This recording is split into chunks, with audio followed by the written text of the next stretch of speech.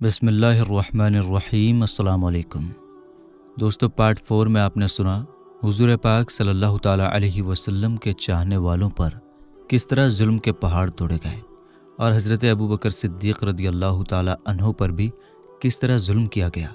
اب اس کے آگے کا واقعہ آپ غور سے سنیں۔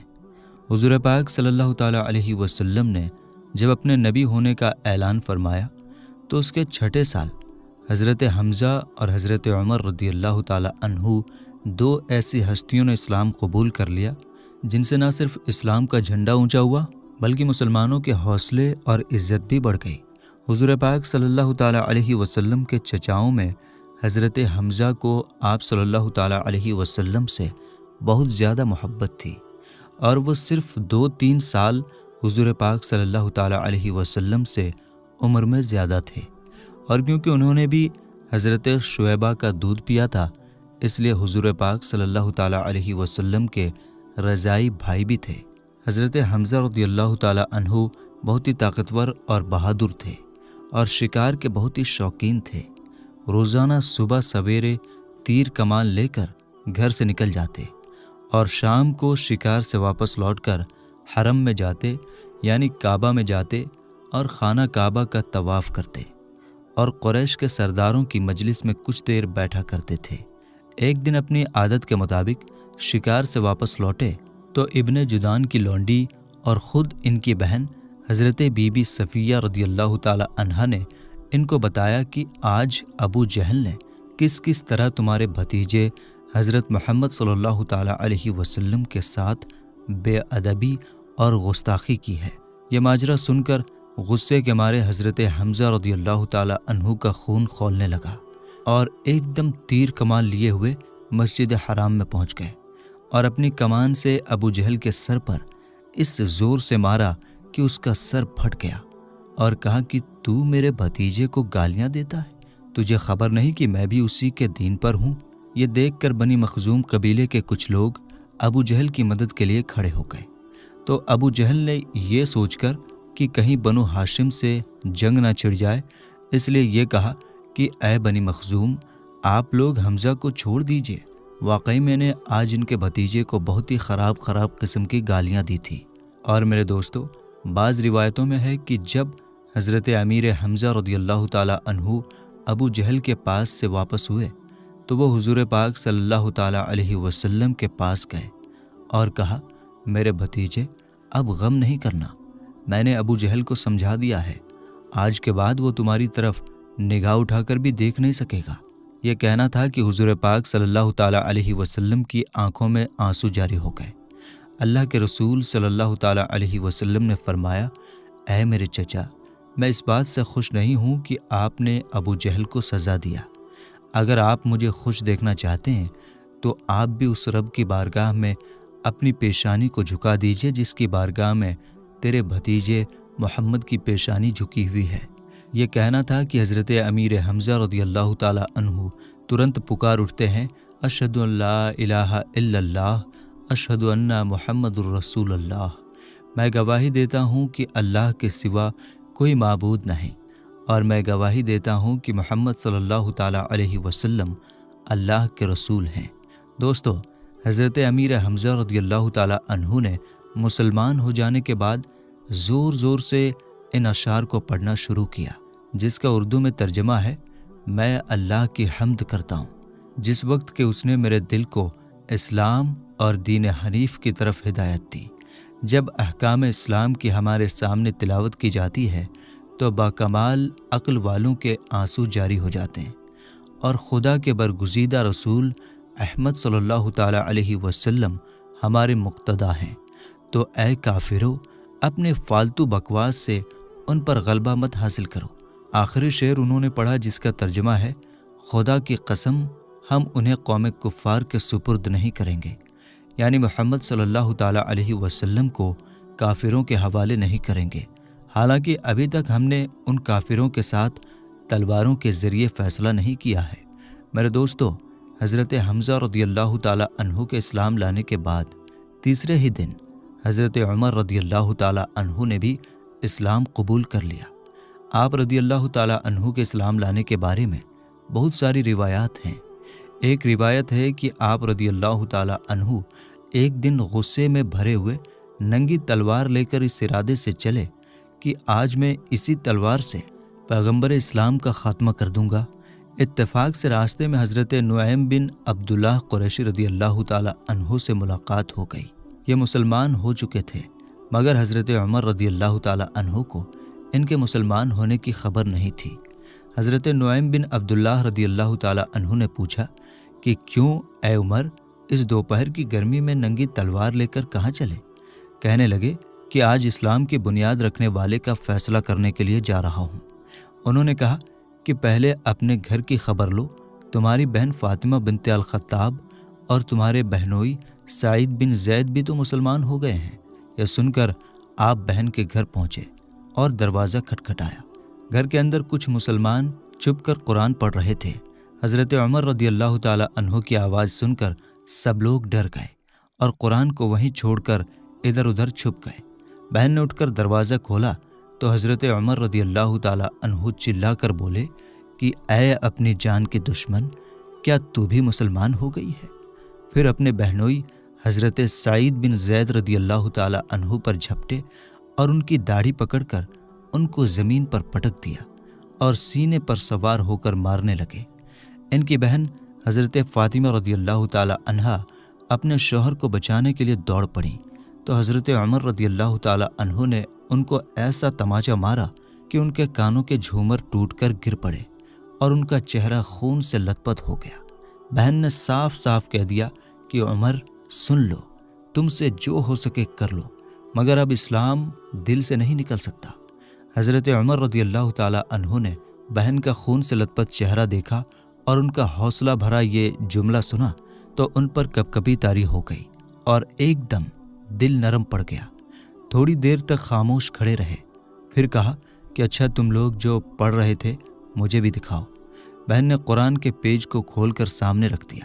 اٹھا کر دیکھا تو اس آیت پر نظر پڑی کہ سبح للہ ما فی السماوات والارض وہو العزیز الحکیم۔ اس آیت کے ایک ایک لفظ کی تاثیر ان کے دل کی گہرائیوں میں اترتی چلی گئی اور جسم کا ایک ایک بال لرزنے لگا۔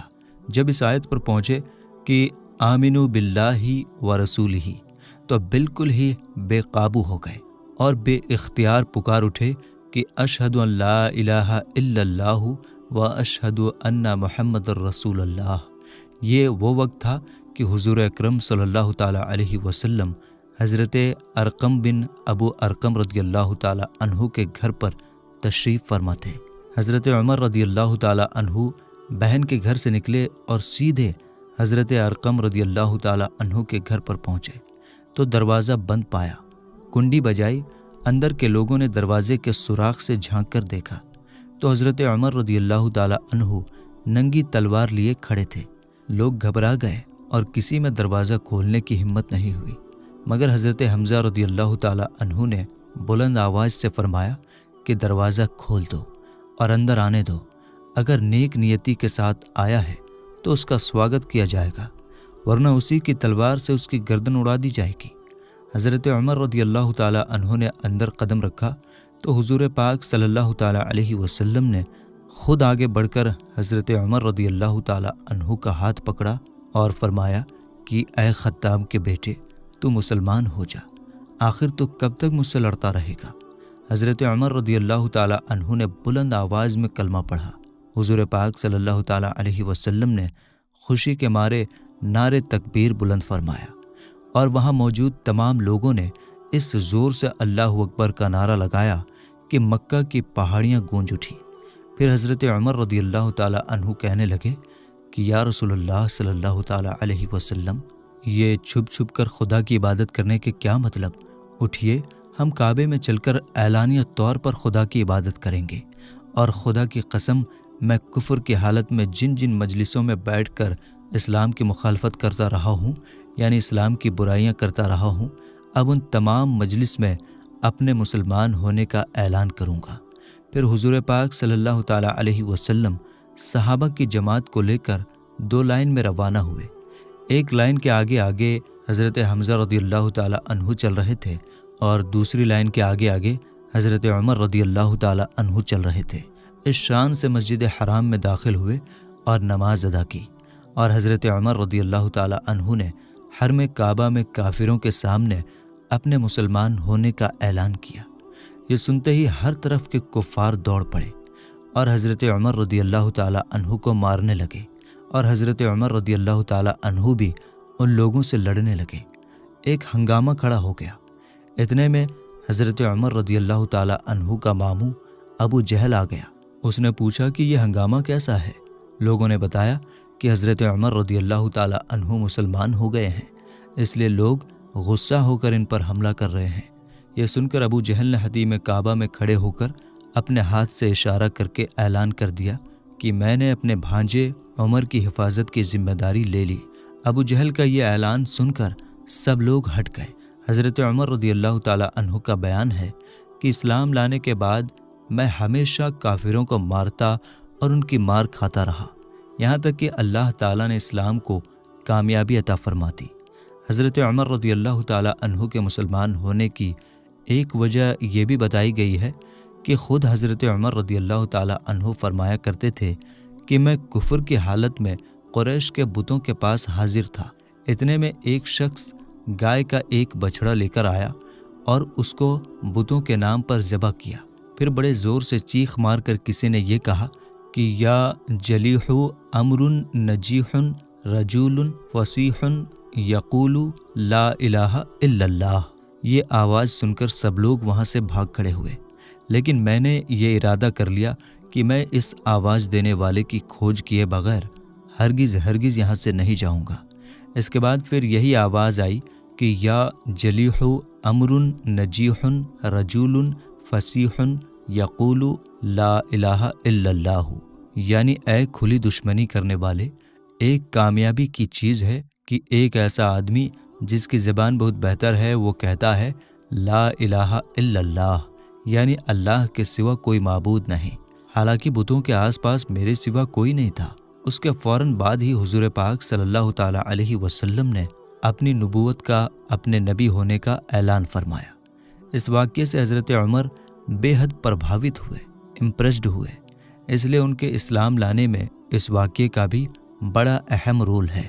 حضرت عمر رضی اللہ تعالی عنہ کو جب مکہ کے کافروں نے بہت زیادہ ستایا تو عاص بن وائل سہمی نے بھی آپ رضی اللہ تعالی عنہ کو اپنی پناہ میں لے لیا، یعنی انہوں نے آپ کی حفاظت کی ذمہ داری اپنے سر پر لے لیا۔ اور حضرت عاص بن وائل وہ شخص ہیں جو زمانہ جاہلیت میں حضرت عمر کے حلیف تھے، یعنی ان دونوں کے بیچ یہ طے ہوا تھا کہ جو میرا دشمن ہے وہ آپ کا دشمن ہے، اور جو آپ کا دشمن ہے وہ میرا دشمن ہے۔ اگر کسی نے ہم پر حملہ کیا تو آپ میرا ساتھ دیں گے، اور آپ پر حملہ کیا تو ہم آپ کا ساتھ دیں گے۔ تو چونکہ یہ باتیں طے ہوئی تھی، اس لیے حضرت عمر رضی اللہ تعالی عنہ کافروں کی مار دھاڑ سے بچ گئے۔ تو میرے دوستو، اب آپ اس گھاٹی کے بارے میں سنیں جو اسلام کے اتہاس میں شیب ابی طالب کے نام سے مشہور ہے۔ دوستو، اعلان نبوت کے 7ویں سال مکہ کے کافروں نے جب دیکھا کہ روز بروز مسلمانوں کی تعداد بڑھتی جا رہی ہے اور حضرت حمزہ و حضرت عمر رضی اللہ تعالی عنہما جیسے بہادران قریش بھی اسلام قبول کر چکے ہیں، تو غصے میں ان لوگوں نے اپنا کنٹرول کھو دیا، اور تمام قریش کے سرداروں اور مکہ کے دوسرے کافروں نے یہ اسکیم بنائی کہ حضور صلی اللہ تعالی علیہ وسلم اور آپ کے خاندان کا پوری طرح بائیکاٹ کر دیا جائے، اور ان لوگوں کو کسی چھوٹی اور اندھیری جگہ میں قید کر دیا جائے، اس طرح سے کہ ان کے لیے کھانے کا ایک دانہ اور پانی کا ایک قطرہ بھی پہنچ نہ پائے، تاکہ یہ لوگ پوری طرح تباہ و برباد ہو جائیں۔ چنانچہ اس خوفناک مشورے کے حساب سے قریش کے تمام قبیلوں نے آپس میں یہ طے کیا کہ جب تک بنو ہاشم کے خاندان والے حضور پاک صلی اللہ تعالی علیہ وسلم کو قتل کے لیے ہمارے حوالے نہ کر دیں، کوئی بھی شخص خاندان بنو ہاشم سے شادی بیاہ نہ کرے، کوئی شخص ان لوگوں کے ہاتھ کسی قسم کے سامان نہ بیچے نہ خریدے، کوئی شخص ان لوگوں سے میل جول بات ملاقات نہ کرے، کوئی شخص ان لوگوں کے پاس کھانے پینے کا کوئی سامان نہ جانے دے۔ منصور بن اکرمہ نے اس طے شدہ بانڈ کو لکھا اور قریش کے تمام سرداروں نے اس پر سگنیچر کر کے उस कागज़ को काबा के अंदर लटका दिया। अबू तालिब मजबूर होकर हुजूर पाक सल्लल्लाहु ताला अलैहि वसल्लम और दूसरे तमाम ख़ानदान वालों को लेकर पहाड़ की उस घाटी में छुप गए जिसका नाम शीबे अबी तालिब था। अबू लहब के सिवा ख़ानदान बनु हाशिम के काफिरों ने भी ख़ानदानी रिश्तेदारी के बिना पर उस मामले में हुजूर पाक सल्लल्लाहु ताला अलैहि वसल्लम का साथ दिया और सब के सब पहाड़ की उस घाटी में कैद होकर ज़िंदगी गुजारने लगे। और ये सिलसिला 3 साल तक चला और ये बड़ा मुश्किल दौर रहा उन लोगों के लिए कि बनु हाशिम जो हुजूर पाक सल्लल्लाहु ताला अलैहि वसल्लम का ख़ानदान है, दरख्तों के पत्ते और सूखे चमड़े पका पका कर खाते थे और उनके बच्चे भूख प्यास की शिद्दत से तड़प तड़प कर दिन रात रोया करते थे। पत्थर दिल काफिरों ने हर तरफ पहरा बिठा दिया था कि कहीं से भी घाटी के अंदर खाने का कोई दाना और पानी का कोई कतरा ना पहुंचने पाए। मुसलसल 3 साल तक हुजूर पाक सल्लल्लाहु ताला अलैहि वसल्लम और ख़ानदान बनु हाशिम उन मुश्किलों को झेलते रहे, यहाँ तक कि खुद कुरैश के कुछ रहमदिल लोगों को बनु हाशिम की उन मुसीबतों पर रहम आ गया और उन लोगों ने उस जालिमाना बॉन्ड को तोड़ने की एक तहरीक चलाई। चुनांचे हिशाम बिन अम्र आमरी, ज़ुहैर बिन अबी उमैया, मुतइम बिन अदी, अबुल बुख्तरी, जुमा बिन अल असवद वगैरह ये सब मिलकर एक साथ खाना काबा में गए और ज़ुहैर ने जो अब्दुल मुत्तलिब के नवासे थे, कुरैश के काफिरों को अपनी तरफ ध्यान दिलाते हुए अपनी पुरजोर तकरीर में ये कहा कि लोगों, ये कहाँ का इंसाफ है कि हम लोग तो आराम से ज़िंदगी बसर कर रहे हैं और ख़ानदान बनु हाशिम के बच्चे भूख प्यास से तड़प रहे हैं। खुदा की कसम, जब तक इस जालिमाना बॉन्ड के पेपर को फाड़ कर पाँव से नहीं रौंदा जाएगा, मैं हरगिज़ हरगिज़ चैन से नहीं बैठ सकता। ये तकरीर सुनकर अबू जहल ने तड़प कर कहा, खबरदार, हरगिज़ हरगिज़ तुम उस बॉन्ड को हाथ नहीं लगा सकते। जुमा ने अबू जहल को ललकारा और इससे ज़ोर से डांटा कि अबू जहल की बोलती बंद हो गई। इसी तरह मुतइम बिन अदी और हिशाम बिन अमर ने भी अबू जहल को जवाब दिया और अबुल बुख्तरी ने तो साफ साफ कह दिया कि ए अबू जहल, इस जालिमाना बॉन्ड से ना तो हम पहले राज़ी थे और ना ही अब हम इससे राज़ी हैं और ना ही जो कुछ इसमें लिखा हुआ है हम उसके पाबंद हैं। उसी मजमे में एक तरफ अबू तालिब भी बैठे हुए थे। उन्होंने कहा कि ए लोगों, मेरे भतीजे मोहम्मद सल्लल्लाहु ताला अलैहि वसल्लम कहते हैं कि इस बॉन्ड के पेपर को कीड़ों ने खा डाला है और सिर्फ जहाँ जहाँ खुदा का नाम लिखा हुआ था उसको कीड़ों ने छोड़ दिया है। लिहाजा मेरी राय यह है कि तुम लोग इस पेपर को निकाल कर देखो। अगर वाकई उसको कीड़ों ने खा लिया है, जब तो उसको फाड़ कर फेंक दो, और अगर मेरे भतीजे का कहना गलत साबित हुआ तो मैं मोहम्मद सल्लल्लाहु ताला अलैहि वसल्लम को तुम्हारे हवाले कर दूंगा। ये सुनकर मुतइम बिन अदी खाना काबा के अंदर गया और पेपर को उतार लाया और सब लोगों ने उसको देखा तो वाकई अल्लाह के नाम के अलावा पूरे पेपर को कीड़ों ने खा लिया था। मुतइम बिन अदी ने सबके सामने उस पेपर को फाड़कर फेंक दिया और फिर कुरैश के चंद बहादुर हथियार लेकर घाटी में पहुंचे। हालांकि उस वक्त ये सब लोग कुफर की हालत में थे और ख़ानदान बनु हाशिम के एक एक आदमी को वहां से निकाल लाए और उनको उनके घरों में आबाद कर दिया। ये वाक़या ऐलान नबूवत के 10वें साल पेश आया है। मंसूर बिन इकरमा, जिसने उस बॉन्ड के पेपर को लिखा था, उस पर यह अल्लाह का अजाब आया कि उसका हाथ शल होकर सूख गया। हुजूर सल्लल्लाहु ताला अलैहि वसल्लम शीबे अबी तालिब से निकलकर अपने घर में तशरीफ़ लाए और काफिरों से राहत मिले कुछ ही दिन हुए थे कि अबू तालिब बीमार हो गए और घाटी से बाहर आने के 8 महीने बाद उनका इंतकाल हो गया।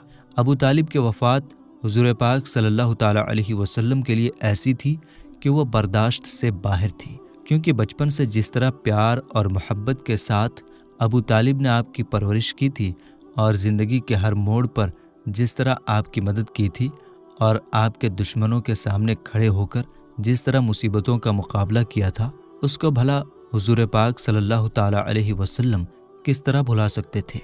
जब अबू तालिब इस तरह उस बीमारी में मुब्तला हो गए जो उनकी मौत की वजह बनी, तो हुजूर पाक सल्लल्लाहु ताला अलैहि वसल्लम उनके पास तशरीफ़ ले गए और फरमाया कि चचा, आप कलमा पढ़ लीजिए। ये वो कलमा है कि उसकी वजह से मैं खुदा की बारगाह में आपकी मग़फ़िरत के लिए इसरार करूँगा।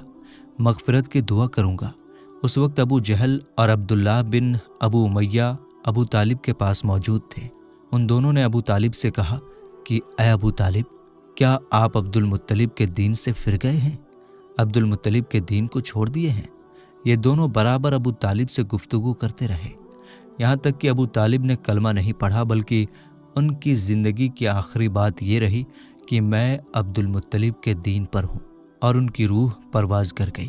حضور پاک صلی اللہ تعالیٰ علیہ وسلم کو اس سے بڑا صدمہ پہنچا، بڑی تکلیف پہنچی، اور آپ نے فرمایا کہ میں آپ کے لیے اس وقت تک مغفرت کی دعا کرتا رہوں گا جب تک اللہ تعالیٰ مجھے منع نہ فرمائے گا۔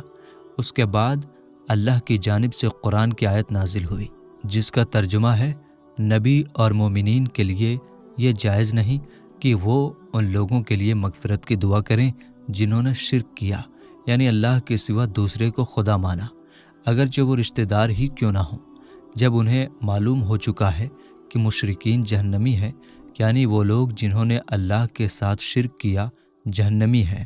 حضرت بی بی خدیجہ رضی اللہ تعالی عنہا کی وفات، جو حضور پاک صلی اللہ تعالی علیہ وسلم کی پہلی بیوی ہیں اور حضرت فاطمہ زہرا رضی اللہ تعالی عنہا کی ماں ہیں، جنہوں نے حضور کو کافی مدد کی۔ حضور پاک صلی اللہ تعالی علیہ وسلم کے مبارک دل پر ابھی ابو طالب کے انتقال کا غم تازہ ہی تھا کہ ابو طالب کی وفات کے 3 یا 5 دن بعد حضرت بی بی خدیجہ رضی اللہ تعالی عنہا بھی دنیا سے رخصت فرما گئیں۔ مکہ میں ابو طالب کے بعد سب سے زیادہ جس انسان نے اللہ کے رسول صلی اللہ تعالیٰ علیہ وسلم کی مدد میں اپنا تن من دھن سب کچھ قربان کر دیا، وہ حضرت بی بی خدیجہ رضی اللہ تعالیٰ عنہا کی ذات تھی۔ جس وقت دنیا میں کوئی حضور پاک صلی اللہ تعالیٰ علیہ وسلم کا سچا مشورہ دینے والا اور غم بانٹنے والا نہیں تھا، حضرت بی بی خدیجہ رضی اللہ تعالیٰ عنہا ہی تھیں کہ ہر پریشانی کے موقع پر پوری جانثاری کے ساتھ آپ صلی اللہ تعالیٰ علیہ وسلم کے غم کو بانٹتی تھی اور آپ کے ساتھ کھڑی رہتی تھی۔ اس لیے ابو طالب اور حضرت بی بی خدیجہ رضی اللہ تعالیٰ عنہا دونوں کی وفات سے حضور کے مددگار، غم گسار دونوں ہی دنیا سے اٹھ گئے، جس سے آپ کے مبارک دل پر اتنا بڑا صدمہ گزرا کہ آپ نے اس سال کا نام عام الحزن یعنی غم کا سال رکھ دیا۔ حضرت بی بی خدیجہ رضی اللہ تعالی عنہا نے اعلان نبوت کے 10ویں سال رمضان کے مہینے میں وفات پائی۔ وفات کے وقت ان کی عمر 65 سال کی تھی۔ جنت المعلیٰ قبرستان میں ان کو دفن کیا گیا۔ حضور رحمت عالم صلی اللہ تعالی علیہ وسلم خود ان کی قبر میں اترے اور اپنے مقدس ہاتھوں سے ان کی مبارک لاش کو زمین کے سپرد کیا۔ جب حضور پاک صلی اللہ تعالی علیہ وسلم نے مکہ والوں کو اسلام کی دعوت دی اور یہ بتایا کہ تم صرف اس اللہ کی عبادت کرو جس نے تمہیں پیدا کیا ہے، ہمیں پیدا کیا ہے، پوری دنیا کو بنایا ہے، اس کی پوجا مت کرو جس کو تم نے اپنے ہاتھوں سے بنایا ہے، لیکن لوگوں نے آپ کی دعوت کو قبول نہیں کیا، اور کچھ لوگوں نے قبول بھی کیا تو ان کی تعداد بہت کم تھی۔ تو جب اللہ کے رسول صلی اللہ تعالی علیہ وسلم نے دیکھا کہ میری دعوت کو مکہ والے قبول نہیں کر رہے ہیں، تو آپ مکہ سے باہر نکل کر لوگوں کو اسلام کی دعوت دینے لگے۔ اسی سلسلے میں طائف کا واقعہ پیش آیا۔ جب حضور پاک صلی اللہ تعالی علیہ وسلم کو مکہ کے لوگوں کے ایمان لانے سے مایوسی نظر آئی، تو حضور پاک صلی اللہ تعالی علیہ وسلم نے اسلام کو پھیلانے کے لیے مکہ کے قریب آباد بستیوں کا رخ کیا۔ چنانچہ اس سلسلے میں آپ صلی اللہ تعالی علیہ وسلم نے طائف کا بھی سفر فرمایا۔ اس سفر میں حضور پاک صلی اللہ تعالی علیہ وسلم کے غلام حضرت زید بن حارثہ رضی اللہ تعالی عنہ بھی آپ کے ساتھ تھے۔ طائف میں بڑے بڑے امیر اور مالدار لوگ رہتے تھے۔ انہی امیروں میں عمر کا خاندان طائف کے تمام قبیلوں کا سردار شمار کیا جاتا تھا۔ یہ لوگ 3 بھائی تھے، عبدی یلیل، مسعود، حبیب۔ حضور صلی اللہ تعالی علیہ وسلم ان تینوں کے پاس تشریف لے گئے اور اسلام کی دعوت دی۔ ان تینوں نے اسلام قبول نہیں کیا بلکہ بہت ہی بیہودہ جواب دیا۔ ان بدنصیبوں نے اسی پر بس نہیں کیا بلکہ طائف کے بدماش گنڈوں کو تیار کیا کہ یہ لوگ حضور کے ساتھ برا سلوک کریں، برا برتاؤ کریں۔ چنانچہ بدماشوں کا یہ گروپ ہر طرف سے حضور پاک صلی اللہ تعالی علیہ وسلم پر ٹوٹ پڑا اور اتنا زیادہ شرارت کیا کہ آپ پر پتھر برسانے لگے۔ یہاں تک کہ آپ کے مقدس پاؤں مکمل طور پر زخمی ہو گئے اور ان سے خون بہنے لگے، اور آپ کے موزے اور جوتیاں خون سے بھر گئے۔ جب حضور صلی اللہ تعالیٰ علیہ وسلم زخموں سے بےتاب ہو کر بیٹھ جاتے تو یہ ظالم بہت ہی بے دردی کے ساتھ آپ کے ہاتھ مبارک کو پکڑ کر اٹھا دیتے، اور جب آپ چلنے لگتے تو پھر یہ گنڈے آپ پر پتھروں کی بارش برساتے اور ساتھ ساتھ آپ کو گالیاں دیتے، تالیاں بجاتے، آپ کا مذاق اڑاتے۔ حضرت زید بن حارثہ رضی اللہ تعالیٰ عنہ دوڑ دوڑ کر حضور پر آنے والے پتھروں کو اپنے بدن پر لے لیتے اور حضور صلی اللہ تعالیٰ علیہ وسلم کو بچاتے تھے، یہاں تک کہ وہ بھی خون سے لت پت ہو گئے اور زخموں سے نڈھال ہو کر بے قابو ہو گئے، یہاں تک کہ آخر کار اللہ کے رسول صلی اللہ تعالیٰ علیہ وسلم نے انگور کے ایک باغ میں جا کر اپنی حفاظت فرمائی۔ یہ باغ مکہ کے ایک مشہور کافر عتبہ بن ربیعہ کا تھا۔ حضور صلی اللہ تعالیٰ علیہ وسلم کا یہ حال دیکھ کر عتبہ بن ربیعہ اور اس کے بھائی شیبہ بن ربیعہ کو آپ پر رحم آ گیا، اور کافر ہونے کے باوجود خاندانی محبت نے جوش مارا۔ چنانچہ ان دونوں کافروں نے حضور پاک صلی اللہ تعالیٰ علیہ وسلم کو اپنے باغ میں ٹھہرایا اور اپنے کرسچن غلام عداس کے ہاتھ سے آپ کی خدمت میں انگور کا ایک گچھا بھیجا۔ حضور پاک صلی اللہ تعالیٰ علیہ وسلم نے بسم اللہ پڑھ کر گچھے کو ہاتھ لگایا تو عداس اس تعجب سے کہنے لگا کہ آس پاس کے لوگ تو یہ کلمہ نہیں بولتے ہیں۔ حضور نے اس سے پوچھا کہ تمہارا وطن کہاں ہے، تمہارا گھر کہاں ہے؟ عداس نے کہا، میں شہر نینوا کا رہنے والا ہوں۔ آپ صلی اللہ تعالیٰ علیہ وسلم نے فرمایا کہ حضرت یونس بن متیٰ علیہ السلام کا شہر ہے، وہ بھی میری طرح خدا کے پیغمبر تھے، خدا کے نبی تھے۔ یہ سن کر عداس آپ کے ہاتھ پاؤں چومنے لگا اور فوراً ہی کلمہ پڑھ کر مسلمان ہو گیا۔ اسی سفر میں حضور پاک صلی اللہ تعالیٰ علیہ وسلم جب مقام نخلا میں تشریف فرما ہوئے اور رات کو تہجد کی نماز میں قرآن پڑھ رہے تھے تو نصیبین کے جناتوں کی ایک جماعت حضور کی خدمت میں حاضر ہوئی، اور قرآن سن کر یہ سب جنات مسلمان ہو گئے۔ پھر ان جناتوں نے لوٹ کر اپنی قوم کو بتایا تو مکہ مکرمہ میں جناتوں کی جماعت نے گروہ در گروہ آ کر اسلام قبول کیا۔ چنانچہ قرآن مجید میں سورہ جن کی شروع کی آیتوں میں خدائے تعالیٰ نے اس واقعے کا تذکرہ فرمایا ہے۔ مقام نخلا میں حضور پاک صلی اللہ تعالیٰ علیہ وسلم کچھ دنوں تک رکے، پھر آپ صلی اللہ تعالیٰ علیہ وسلم مقام حرا میں تشریف لے گئے اور قریش کے ایک بڑے سردار مطعم بن عدی کے پاس یہ پیغام بھیجا کہ کیا تم میری حفاظت کر سکتے ہو؟ عرب کا یہ دستور تھا کہ جب کوئی شخص ان سے پناہ طلب کرتا تو وہ اگرچہ کتنا ہی بڑا دشمن کیوں نہ ہو، وہ پناہ دینے سے انکار نہیں کر سکتے تھے۔